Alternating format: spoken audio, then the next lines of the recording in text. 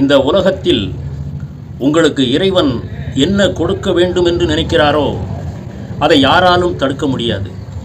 அதை இறைவன் கொடுத்தேதான் தீருவார். அது வெற்றியாக இருக்கட்டும், இல்லை தோல்வியாக இருக்கட்டும், இல்லை ஒரு அரசாங்க வேலையாக இருக்கட்டும், இல்லை ஒரு கட்சி ஜெயிப்பதாக இருக்கட்டும், கட்சி தோல்வியாக இருக்கட்டும், எந்த நிகழ்வு நடந்தாலும் இந்த உலகத்திலே இறைவனுடைய கடைக்கண் பார்வை இல்லாமல் அது நடக்காது என்பதுதான் தெய்வ சக்தி உள்ள மனிதர்களுக்கு நம்பக்கூடிய விஷயமாக இருக்கிறது. இறைவன் இருக்கிறானா என்றால் இருக்கிறான். நமக்கு மனிதர்களுக்கு அப்பாற்பட்ட ஒரு சக்தி இந்த உலகத்தில் இருக்கிறது. அதனால்தான் பல கோடி ஆண்டுகளுக்கு பிறகும் இந்த பூமி இயங்கிக் கொண்டே வருகிறது. அதற்கு காரணம் இறைவன் இருக்கிறான் என்பதுதான்.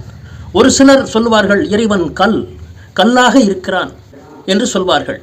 அவன் கல்லாக ஏன் இருக்கிறான் என்றால், இந்த மனிதன் செய்யக்கூடிய செயல்களை பொறுத்து கொள்ள முடியாமல், கண்கொண்டு பார்க்க முடியாமல் கூச்சம் ஏற்பட்டு இறைவன் கல்லாக அமர்ந்திருக்கிறார். ஆனால் அவர் கல்லாகத்தான் இருக்கிறாரே ஒழிய, ஆனால் கண்கொண்டு இந்த உலகை கண்காணித்துக் கொண்டிருக்கிறார்.